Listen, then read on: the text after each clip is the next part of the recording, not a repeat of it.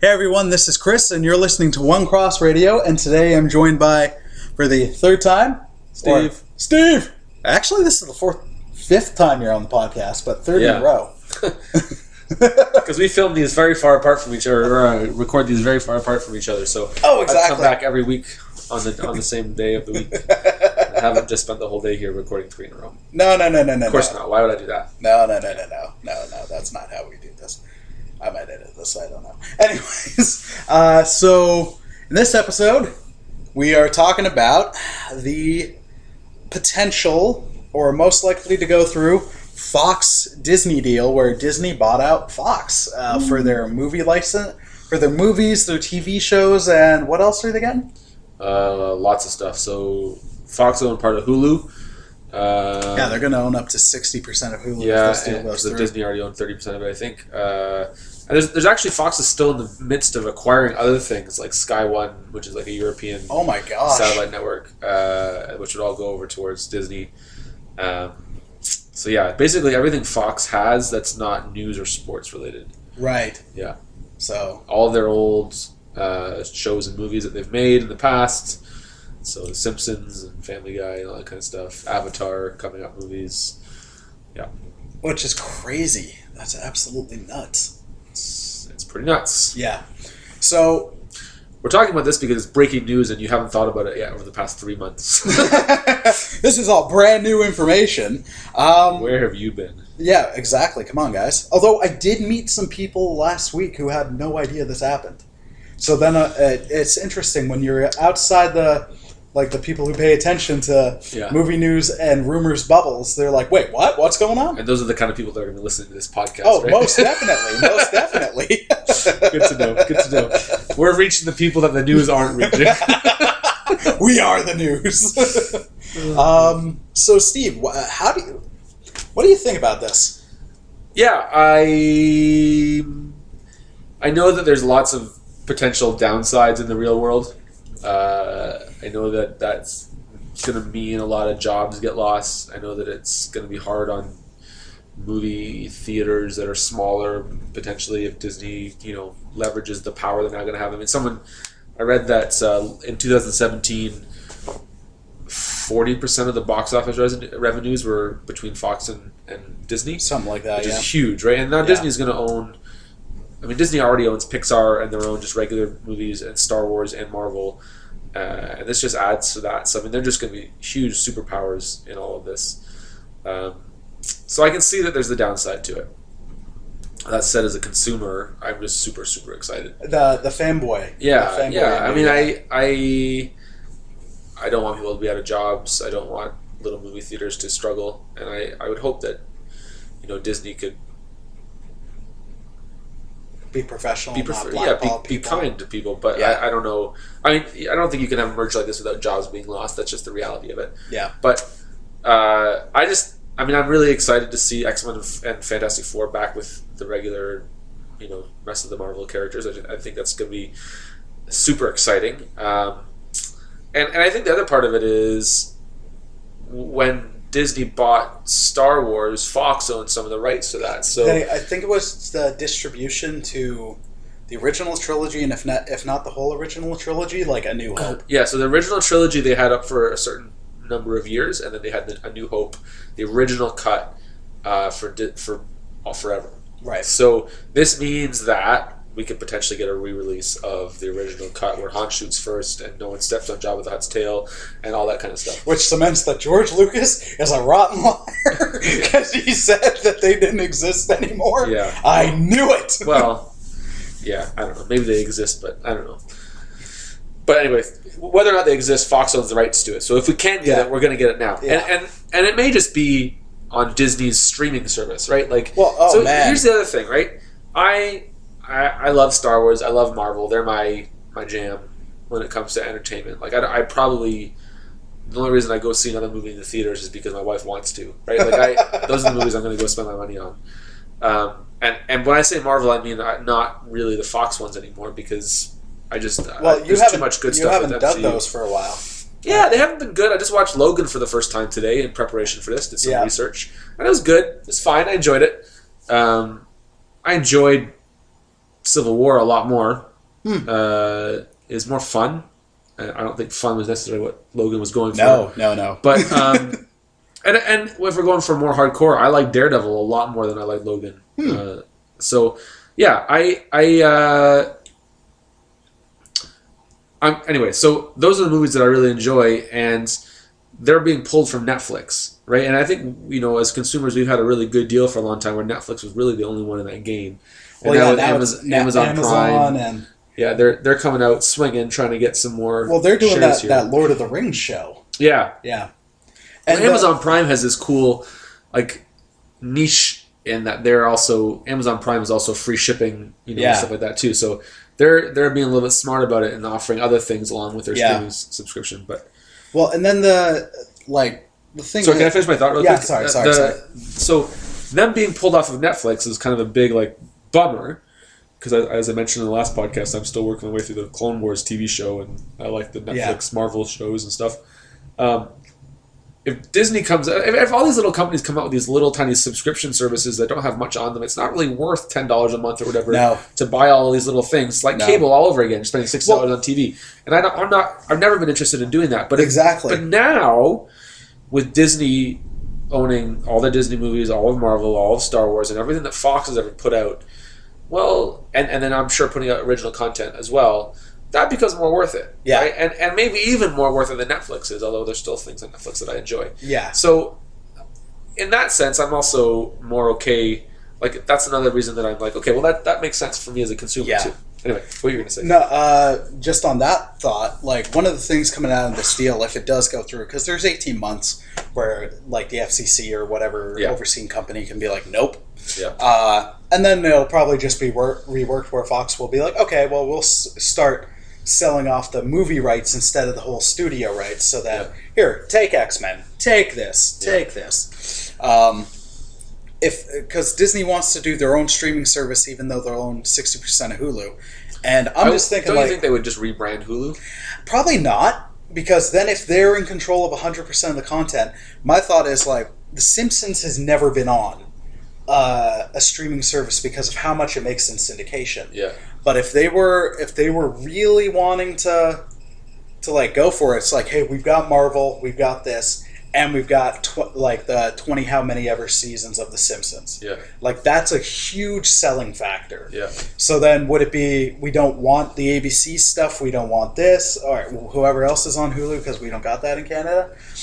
I don't think so. More people are looking at Netflix and Amazon now and seeing how well those are doing. It's getting to the point with it's we don't have cable because it's everything's on Netflix. Yeah. But in a couple of years, we're going to be in a similar position where it's great, I am spending 60, 80, however much a month to get the content that I watch. Yeah. I want to watch. Or pirating is going to get a lot higher again. Yeah. CBS has theirs, and nobody. They just did that for Star Trek, and I like me some NCIS and Star Trek, but I'm not gonna. I can't get it in Canada. Even if I could, I wouldn't spend the money on it. Yeah, it's all the old series of Star Trek are still on Netflix for now. So in Canada at least. In Canada, that's the other thing is that the licensing rights are different. I was just in Colombia visiting my in-laws. They live in Colombia, South America. And all of the Flash and Arrow and Agents of S.H.I.E.L.D., that's on Colombian Netflix. But it's not on Netflix. And it's on Netflix in the States, too. Right. But it's not here because CTV has the rights to those for their showing stuff, right? So that's a whole other issue that we have to figure out. And the Netflix rights thing, it's just, I'll always remember it. The first time I got Netflix, and I did have a VPN so I could switch countries, American and Canadian Netflix. You dirty sinner. American and Canadian Netflix. Yeah. I was spending $10 on it. It was okay-ish. They had more Doctor Who than the British Netflix did, which was so weird to me. But I guess because at the point they weren't airing it on Space or didn't have BBC America or Canadian BBC. Is the VPNs don't work anymore, do they? No, Netflix cracked down hard on that, which makes sense. But then as a consumer, you're this sucks. Because I know American Netflix has this. Yeah. But now we got all the Star Trek. As a consumer/pirate. As a consumer/pirate, yar. Although I try not to download movies while they're in theaters. Good for you. I'll admit, for the most part, the only time I'll download a show or a movie is if I've spent money on it and I can't find my DVD, or it's something. Okay, well, if you already own it, I have no problem with that. Or if it's a movie that I can purchase, but it's like ridiculously expensive, where you can't rent it off of iTunes. You can't do a rental fee where I'm like, okay, no. And often when I've tried it, it's either the movies ended up being total crap, or I'm like, no, this is great. I'm gonna buy this. Or I already had it and I lost it because I own way too many movies. Yeah. I don't know. I find I don't have to have the movie, so I might as well follow the law on it. But yeah, if it's a movie that I already own. Yeah. The one thing recently Although piracy is still technically okay in Canada. Yeah, well. I know. Anyway, sorry. I recently streamed a movie because Becky really wanted to watch it for her birthday, so we bought it on Amazon, but it wasn't there in time. Like it wasn't there that day, right? We wanted to watch it right then, so we bought it and then we streamed it while it was shipping. So we own it too. But yeah. So what were we talking about? Marvel Fox. Marvel Fox, yeah. I do want to say, just because you mentioned you mentioned Logan and stuff, like Logan was very different than Deadpool. I gotta shout it out. I ended up loving it. I went in expecting to like it. What, Logan? Yeah. Yeah, it's a good movie. I enjoyed it too. loved it. And part of that was the violence is very different from I almost said from Daredevil, and I almost said Deadpool. Yeah. But in the sense of, to me, the violence in the movie was almost a character. It was part of the story it was telling. Yeah. Because in this one, their whole thing was like, this is Hugh's last one. For sure. It's over. So then we're seeing the knife claws, which always should have killed people, and technically did. They're showing it in a way where you're like, okay, no, there's absolutely no way this guy's coming back. There's no way Professor X is coming back this time. Yeah. It was very much part of the thing of like, no, this is the last one. Death is a certainty. Yeah. And a thing in this movie. Yeah. Which it hadn't been in the other ones. Yeah. So it was a very different kind of violence level. Except for poor Scott. Oh, man. Whatever happened to him up in Canada, we'll never know. No, we won't know because, well, that movie sucks. It's an erase from history anyway. Yep, thankfully. Yeah. And I will say, I still love Days of Futures Past. That was a great comic book movie. That was the last one that came out that I really liked. That was probably, I'll say that was the best of the X-Men movies. Out of all of them, including X2? I think I put it above X2, where I'd say it's X2, while good. Like, this one has more of the team balance better than X-Men 2 did. Yeah, for sure. Because X-Men 2, as much as I love it, and as much as it's the Empire Strikes Back of the X-Men movies, structurally it is, sure. You still make the argument, and I'll always make the joke, that the first 3 X-Men movies were Wolverine solo movies with guest stars. Yeah, absolutely. This one still was. X-Men Days of Futures Past is probably the best team-up movie, and has the best use of Wolverine out of them, outside of Logan and his proper solo movies. Except for X-Men Origins Wolverine, because that's terrible across the board. I only like the first 2/3 of the Wolverine too. As soon as the big mechanical silver samurai cut off his claws, I was like, "That's dumb." Yeah, no, the first 2 acts of the Wolverine are fantastic, and then it goes downhill. But like, I love Days of Futures Past because that's how you use Wolverine as like the big driving force, but then he's also not the story. Yeah. Like, he's driving the story, but he's not the story. Yeah. And then, when it's time for the big climactic fight, he is literally thrown aside. Yeah. So, just for finally nailing that balance, I loved it. And it's a really solid movie. So, back to what we're talking about. Yeah, sorry. I think one of the concerns that came up for these movies is that Disney has a certain brand that Bob Iger, their CEO, has been going for the past 20 years or whatever that he's been, and that's that sort of family-friendly, kid-friendly, PG-13 at most kind of movie. And they're, with the success of Logan and Deadpool, which I haven't seen and I'm not really interested in seeing. Fair enough.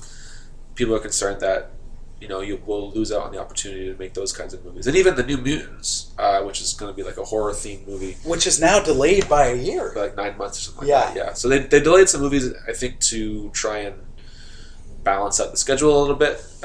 We'll see how that goes. But so what are your thoughts on that? On the lack of diversity or whatever now? It's still partially a concern of mine. Like, not every comic book movie needs to be R-rated. Not everything needs to be super violent. Like, Deadpool worked for that. But I've said before in person and on this podcast Deadpool can and does work in a PG-13. Absolutely. I will argue with anybody who says he doesn't, because in the comic books, unless it's the Max imprint, it is a PG to PG-13 environment. Yep.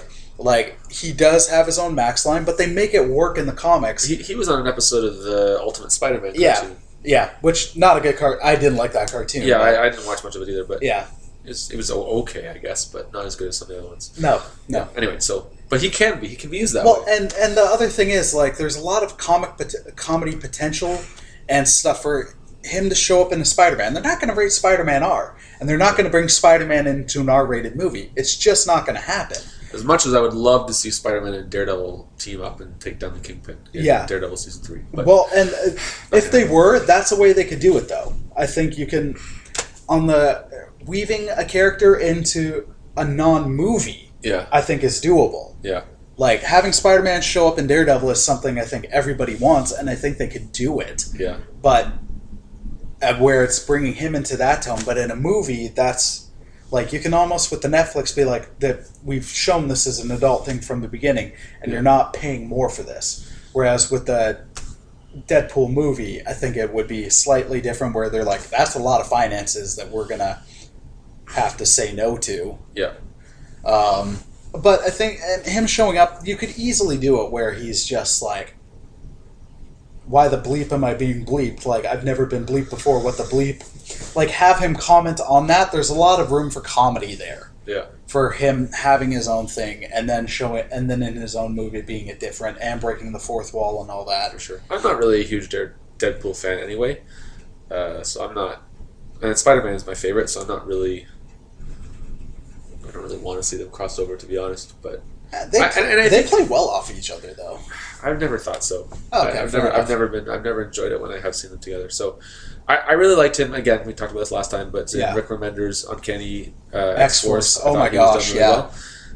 But yeah, anyway. That's one of my favorite Deadpool runs.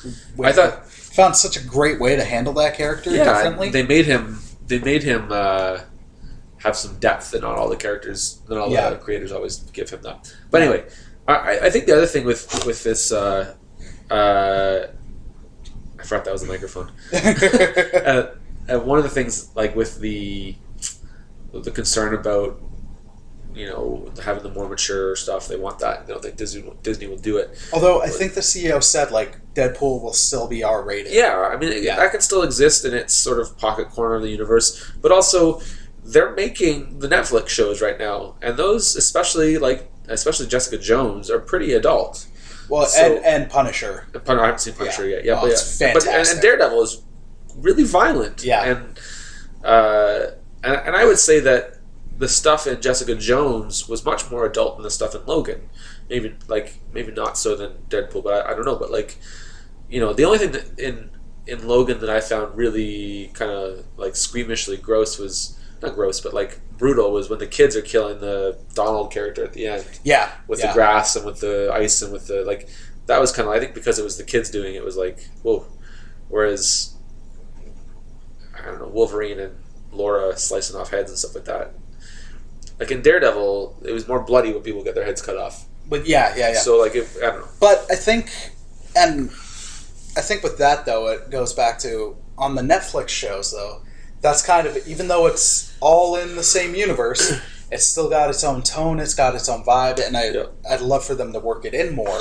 Because, of course, I'd love to see Daredevil show up and get his own movie. But as soon as he gets his own movie, I don't think they're going to market it like the show. Yeah, well, I don't think they ever will. I think he's on his own corner over there. Yeah. They have enough going on with the movies, especially if they pick up the Fox characters. Yeah.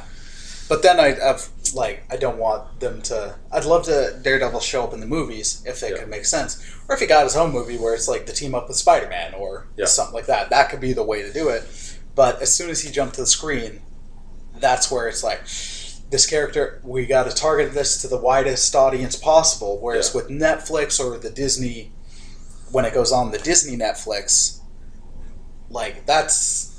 You can cater that to more specific audiences. Yeah. Whereas with the movie, it's like we're spending how many ever ridiculous millions of dollars on this, so we need the highest return possible. Yeah. Whereas with the show, it's like they can make it for cheaper, so they can shoot it grittier. Yeah. And there will be the return on their investment. It's like the different audience, right? Sure. Well, let me ask you this: are you excited about any of the X-Men movies that are, or even this? The guy who directed Fargo apparently is supposed to be writing a Doctor Doom movie. Were you excited about any of those? Like Dark Phoenix, Deadpool 2, New Mutants, Multiple Man, Gambit, I think are the ones that have been talked about. Gambit I was, like, the thing, and Deadpool 2. Like, I saw Deadpool, and I've said I made my own cut of it just because, and since Christians listen to this, and I think they're our primary audience, like, I've struggled with porn, so I looked up when the stuff was going to be, read as many reviews as I could. Yeah. So then when I edit, like, I downloaded the movie and then trimmed around so I could just lift that stuff out. Because the swearing... Did you buy the movie too? I'm going to. Okay. It's just I'm going to, and then I'm going to get my DVD burners. That way I'm legally supporting the movie. But it was one of those catch situations where I'm like, man, I want to watch this, but I want to avoid this, blah, blah, blah. I digress. Where... with Deadpool, I liked the movie. They nailed the character, and it has some genuinely funny moments, and it's a really well-made movie. And it also shows like that you can make an R-rated comic book movie. And essentially, at the end of the day, like my fear when Disney was being announced, I'm like, I don't want to lose the opportunity. Like my fear with Deadpool and then Logan coming out, and still with the Sony Venom movie. But the more I hear about it, the more it makes sense. Yeah. As much as I hate that they're doing it, the R rating makes sense, where it's like, Carnage is the villain. Okay, R rating makes the most sense for that character. He can in a PG, but the R rated environment works for that, so that I get. But I look back to The Dark Knight. When The Dark Knight came out, suddenly it was like, oh, we got to make everything dark and brooding. Yeah. And then for like a year, that all the comic book movies were like, let's make it dark. Let's make it The Dark Knight. I don't know that Marvel Cinematic Universe ever really went down that path. Not so much. But unless you count Iron Man 2 with his like drunk days or whatever, but that was and then they didn't even do it right. Anyway, yeah, but they didn't go down that path with the Demon in the Bottle storyline with Tony Stark because they didn't want to be too dark. Like and that's a story that a lot of people are clamoring for them to tell, which would be like, hey, do it on Netflix, man. So, yeah, I don't know. I kind of feel like I would like to see. The Dark Phoenix, but I'm not going to go see it in theaters. I'll rent it or buy it on DVD when it comes out. I maybe would like to check out New Mutants. I actually like the New Mutants, like the original run of those comics, and it kind of makes sense to be a horror theme just based on some of the stories in there. But I don't know. I'm not sure about that one. As you're asking me if I'm excited, I'll be honest. Like if Marvel was making them and it had been the way that they have been the past couple, I would be at the same level of cautious, more excitement, more on the apprehension side than anything, just because rushing to the Dark Phoenix, I just don't get it. Where I'm like, how have we not learned the lesson from X-Men Apocalypse or friggin' The Last Stand, where how are we back here already? Yeah. And a big part of that is the Jean Scott relationship, which has been there for 45 minutes in these new movies. Yeah. So it's like, that's my thing, where how are we back here? You're just going for the branding. Almost like... Yeah, my biggest thing is that they got Mystique and Magneto back again in this movie. Like, and the Magneto, almost strictly because it's Fassbender. Yeah, I'm in. I know you are. Mystique, I'm out. I'm done. But they don't need to be in this movie. No. And like, if it's about the Dark Phoenix and you haven't set it up, you better spend some time setting it up and not going with, here's Magneto in the woods with his daughter again, and here's Mystique posing as something somewhere, being bad and good at the same time because we don't know what to do with her. Mystique, I hated in the last movie.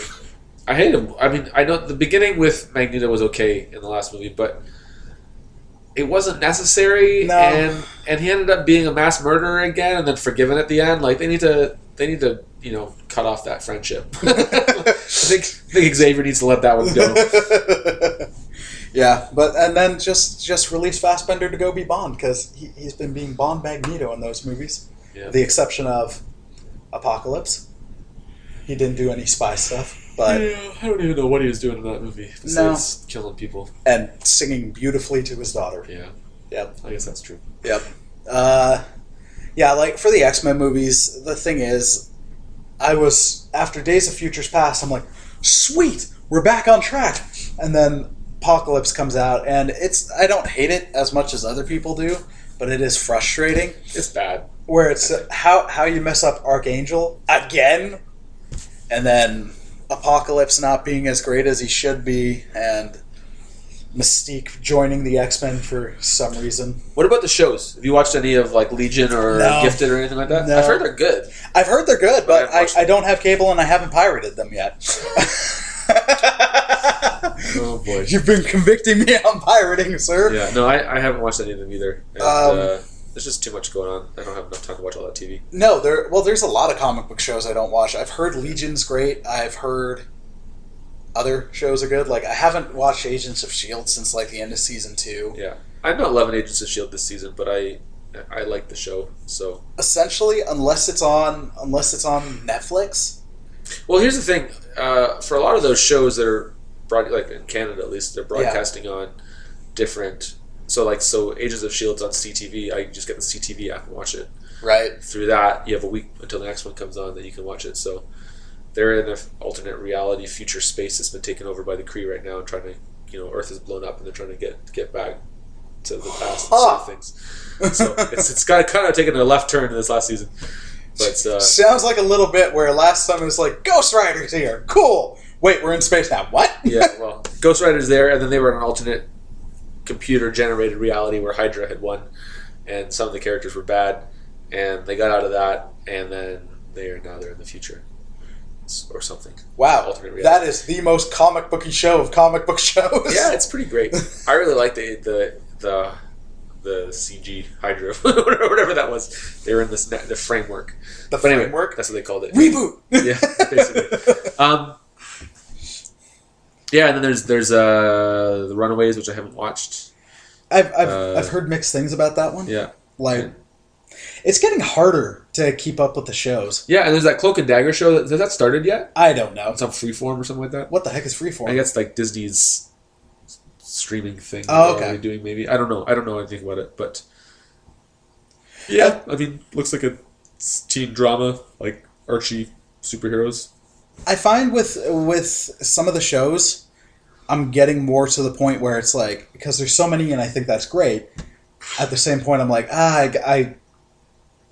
if it's a character that I know or already have a vested interest in, then I'm more likely to visit it. Yeah. Whereas Legion, I don't know much about the character, and like I said, I'm not pirating it, so it's just... Yeah, so I mean, I guess one of the questions that I have then, to try to bring this back to the original conversation... Yeah, no, because this is what happens when we have conversations. Is I'm interested to see what the game plan will be for Marvel, because Marvel has been very close with trying to keep everything sort of tied in to their continuity, right? Their movies are all part of this. Agents of S.H.I.E.L.D. is definitely...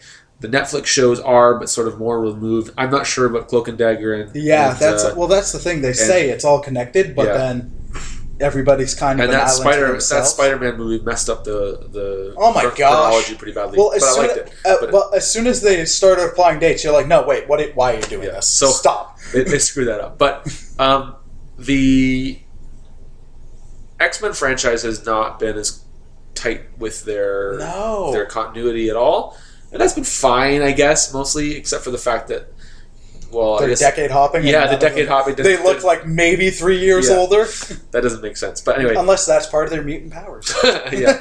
And the TV shows, I don't know if they fit in or not. So it'd be interesting. I feel like with the Deadpool franchise, with the maybe the trilogy they're planning with the New Mutants, with the movies that they have on their slate, some of these TV shows, they have some things that are going on strong, that are doing okay.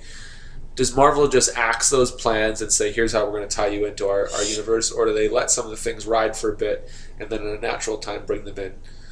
I don't know. I don't know how that works. Yeah, I've been wondering about that. Like, part of me wishes, as much as then we wouldn't have gotten the really good First Class and then the great Days of Futures Past or Deadpool or Logan. Yeah. Like, a part of me wishes that if this happened years ago, Yeah. like at where First Class was, and then because then you've got that was the opportunity for the clean slate, reboot everything, and people would have still been on board. Yeah. Because I think now That's what that should have been. like yeah, but I think now that people are I think audiences are getting sick of reboots and rebootquels and all that. And then how are you going to phase these characters in? How are you going to do it where it makes sense? Like, do you do the multiverse and then have it be like, well, something happened where these guys are here now? Blah. And then the other big question you've got movie-wise is, like, the X-Men in the comics and the shows and all that was the mutants were hated. Yeah. Because they have powers. They are born with powers. Superheroes are okay. Yeah. I don't think you can balance that tone anymore in the movies where there's both. Yeah. I don't think you can do it where it's like everybody's like, "Yay, Spider-Man!" Wait, hold up, he's got knives coming out of his hands. Boo! Yeah. Well, and the TV shows have tried to build that up. At least Agents of S.H.I.E.L.D. has with Inhumans, but then that TV show was awful. Yeah. Do you think that's getting? So I didn't bad. even bother watching it. Yeah, I watched it all the way through, and it's You're a trooper. brutal. Would you say it's worse than Iron Fist? Because you really hated Iron Fist. It's directed by the same guy. Which, so, not surprising. yeah, he needs to not be allowed to do any more of those things. No. It's worse than Iron Fist. Wow. Just in terms of, like, I don't know. I think they used up the entire budget on Lockjaw. Because the rest of the thing, like, they literally shaved Medusa's hair in the first episode, so she has a buzz cut the rest of the show. Ugh. And like Karnak, whose whole power is that he can sense the weakness in things. He gets a head injury and can't use his powers, and Gorgon, who has his whole power is that he has like bull hoofs and he can make these big stomps. He wears boots the whole show. So like they just didn't like it was just really mismanaged, and they should have said like we don't have the ability to do a good show based on this. Yeah, no, that just sounds dumb. Yeah, and it just wasn't good. The guy who plays Maximus, I think Maximus's character was completely wrong in the show, but he was a really good actor. He did a good job with the role. But yeah, it's a crappy show. I think that one seems to be Marvel's first out and out like bomb. Well, I would say Iron Fist probably too, but I think Iron Fist there's enough that they haven't explored that they can definitely redeem it. Yeah. Whereas I think that the Inhumans is just not going to happen. Iron Fist definitely definitely a lot of people were disappointed, myself included. But I still think there's enough there where you can make some arguments for some of its minimal strengths. Where it's like, oh hey, there was still his sidekick girl who everybody sidekick girl. I can't remember her name. I just can't remember. Colleen. Yeah. I did not want to guess and be wrong and possibly be offensive. Yes, that's what Hollywood's going for right now. Every good superhero needs a sidekick girl. Like Wonder Woman, the best sidekick girl around. That's not what I said. Although she does have a sidekick girl, Wonder Girl. No, I'm saying that's I know. No. This is getting sidetracked. Everyone knows that Rey is Poe's sidekick girl. Oh my gosh. She's Finn's. Sorry, yeah. If we're being terrible. No, everybody loved Colleen, and there was some. Yeah, she was good actually. You know, she's in Star Wars. She's one of the pilots. She's one of the pilots in The Force Awakens. I just watched Force Awakens. Yeah, I just watched it the other day, and I was like, "Hey, that's Colleen Wing." Wow, yeah, she's in there. Yeah, for 30 seconds. Yeah. No, people like her, and she's the only thing I'm thinking about that people universally like. But Yep. And he started to get better in Defenders, because they tied him to a chair and didn't let him do anything. Well, also I think his acting I found better. Yeah, and I think Luke Cage is a good he was yeah they played well off each other. They just need to do I almost said World's Finest, but Heroes for Hire. Heroes for Hire show. Back to this really is about Disney and Fox though. This is really what we're talking about. Yeah, no, it is. Because all those shows will be on their new streaming platform. Do you think they'll bother with? Yeah, they'll probably be like, "Hey, you could also watch Inhumans." I don't see why they wouldn't put it up. Yeah, there. It doesn't cost them anything. Heck, Adam Sandler movies on Netflix get tons of views, and everybody talks about how bad they are. Yeah. But yeah, I think Inhumans is. I'd be very surprised if it got picked up. Yeah, I think maybe if Agents of S.H.I.E.L.D. continues, because it almost got canceled last year, they might do some kind of tie-in with that, because the Inhumans idea had been heavily introduced on that show. Well, yeah, I was watching when they were doing it. Yeah, and so I think it would make sense at some level to have some of those characters come over to Agents of S.H.I.E.L.D. and tie in as because they've been doing, instead of one long arc, they've been doing these mini pods, like a third of the season or half of the season will be on one arc and then they'll move on to something else. Which is something they've done on Netflix shows, and I've started to have beef with that, where I think Daredevil Season 1 and Jessica Jones Season 1, they were slow burns, but it was like a singular focus where, they had side stories, but they weaved in and out back to that one, and same with Punisher, but then Daredevil Season 2, friggin' Iron Fist, and then Luke Cage was like, okay, the first 4 episodes is about this, and then the first half is this, and now here's this. And then... Well, even the first 4 episodes of the first season of Daredevil, or first 6, I guess, he's going after the Russians, and then the Russians are dead, and then he knows more what's going on, and he kind of moves on. But it was still building up to Kingpin, where Season 2 I rewatched after watching Punisher, just because I'm like, I want more friggin' Bernthal's Punisher. And then the first 4 are solidly that story. And then it's like, okay, time to do the Elektra thing. But they still did the trial of him all the way through that. Yeah. He's still there. Yeah. It was the problem with Daredevil Season 2 after watching Punisher is I'm just there for Punisher, so I'm like, I don't care about all this stuff anymore. Yeah. I will say the biggest positive out of it is, as much as I'm like, how are they going to weave in X-Men to make it so they're outcasts and all that, I don't know how they're going to do it, and I kind of hope they don't do it, but then that makes X-Men stories hard to tell. I think Phase 4 will have a great focus now, especially with, like, Galactus is, like, one of the big bads. I think part of the thing, so I've always cared more about the Fantastic Four being in this world than I cared about the X-Men. I think it makes more sense, it's more important. But the problem is that I feel like the brand has been damaged by the bad movies that have come out. Right. And I wonder if people really care. I mean, there's some, for like hardcore fans like us, they'll be like, yeah, now it's Marvel, so it'll be good. But I think most people would kind of be like, will it be? So well, I think they need to be... I'll admit, I'm still kind of at that point where, as much as I'm sure it'll be better, whenever I counter anybody being like, yay, Marvel's got it, it'll be awesome, it'll automatically be awesome, I'm like, Iron Man 3 sucked terribly. It's not necessarily going to be awesome. It's still better than the Fantastic Four movies. It is, but it's not like, oh, they've got the Midas touch, where it's like, Iron Man 2, not that great. Iron Man 3, terrible. And then Avengers Thor, Age of Ultron. I've grown to like that a bit more than the first Avengers. I'll be honest. Avengers 1 is the better movie, but I liked seeing them be a team. So on that hand, sure. And it doesn't have any unnecessary out of nowhere upside down shots. The cinematography is 1,000 times better. We were saying though. Yeah. What were we saying? The Fantastic Four brand has been kind of... So I think if they're going to do that, they need to do it in a way that's going to be strategic. So instead of having a Fantastic Four movie, they need to introduce them in other things like they did with Black Panther and stuff like that.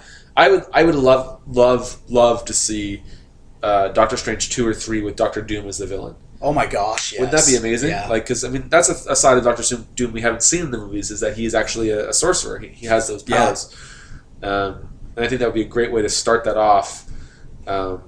And then, I mean, even, I don't know, have some movies where the Silver Surfer comes in, and so they send a team of scientists up into space to see what's going on, and then they turn into as a post-credit scene, you get them being bombarded or whatever, and then, they're just there. We've done the origin, they're already... I read one fan theory, and I'm actually on board with that, where it could be... They go with a bit more of the ultimate thing, where they go somehow weave it in where they essentially left in the 60s, but they got locked in a pocket universe. They just vanished. So then, of course, that's how they haven't been mentioned, and nobody's been like, oh, hey, contact brilliant scientist Reed Richards. I bet he know how to handle this. Have them have been vanished. Yeah. And you could do it kind of flashbacky like Ant-Man a bit. That's true. And then they're there. But and I think one of the things that one of the many things that the most recent Fantastic Four movies got wrong is they went with the ultimate Marvel origin, where they were all kids. And what makes Fantastic Four stand out and different from everything else is that it's it's not a teenage thing like Spider-Man is or has been. It's not, Shouldn't be. like a superhero adventure, like the Avengers. It's a family story. They're a family, right? That's what makes them stand out as different. And I think they need to really focus on that. And I've heard it said before, and I agree. Families can be adopted sisters too. Yeah, right. Disney's already made a perfect Fantastic Four movie. It's called The Incredibles. They've already done it, and it actually came out at the same time as the first, the one from the 2000s, and it's one of my favorite Pixar movies, if not my favorite. Up is up there too. So I think that's what I'm most excited about with this merger is seeing the Fantastic Four in that universe, and seeing it done hopefully really well. I'd like the Fantastic Four show up. I'd almost want them to show up on Netflix instead of just jumping right in the movies, because they're the characters that you can have their own show. And then part of that, I'll be honest, was inspired by my feelings on that was inspired by Supergirl. Like, I started watching Supergirl, I got like halfway through the show. Yeah. And I just haven't finished it yet. And I think they had the second season, so I'm looking forward to that. But if you haven't watched it, like, I've watched a few episodes. One of the things I like about that is the tone. I love the light tone. And then that's for Supergirl, it reminded me of what I missed out of Superman Returns and the Donner movies of Superman, where it's just like a happy tone. The Fantastic Four have that. They're not inherently darker characters. So part of me would love it if they showed up on Netflix or the Disney streaming one, just to give that platform a little more variety, where it's not like because part of me wants all the properties to be those series, because then all the characters get developed more, just to give that more variety. Yeah. And then also that's a great way to test the waters, to be like, can we launch them in a solo movie if their solo series does well? Yeah. The investment's smaller, so now let's see the response, and then we can go from there. It might even be interesting to see them in a Spider-Man movie. Oh, yeah. Because Spider-Man, his first issue of Amazing Spider-Man in the 60s, he goes to them. And Johnny Storm and him have a friendship that goes all the way through the series. And then they could also have Peter Parker join up with them and freak out about going back to fight pirates or whatever it was. Yeah. From that run. Did you ever read that? Yeah, you let me use your Comixology app, and I started reading through. I'm like, all right, this is pretty funny. Yeah. Yeah. Yeah, it's good stuff. Yeah. So on the whole, I think it's like, as a consumer, and a comic book fan, I'm crazy excited to see John McClane become part of this property.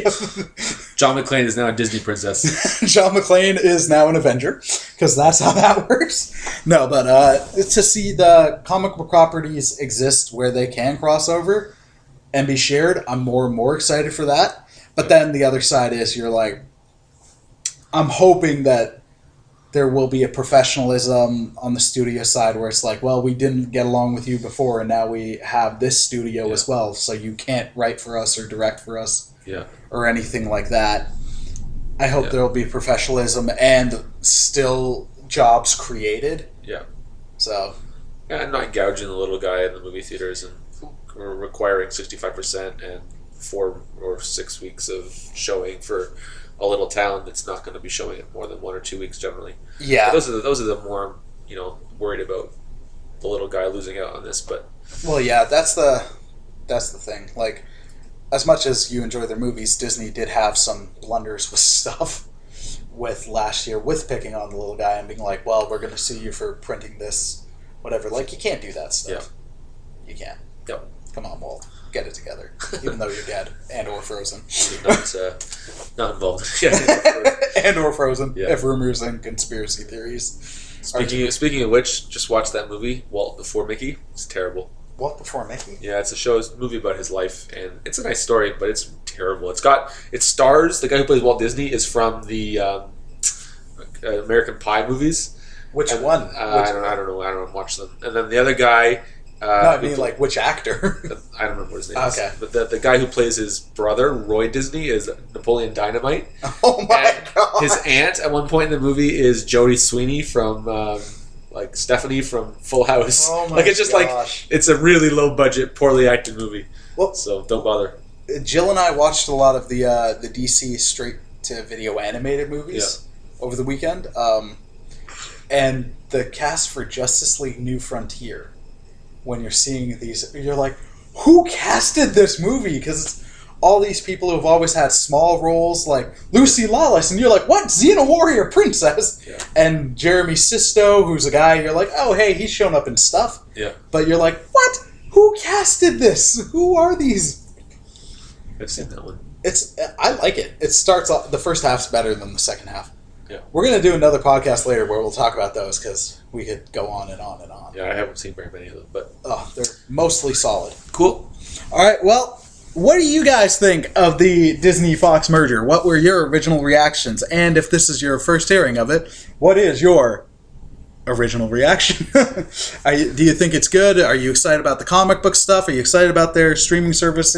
Having everything from Bambi through Die Hard. Or... Die Hard with a Bambi. Oh my gosh. I would watch that movie in a second. It couldn't be worse than Die Hard 5. We watched that together. Yeah, we did. Yeah, that one's bad. But fun. But bad. Yeah. Anyways, thanks for listening, and God bless, my friends. See ya. Take care.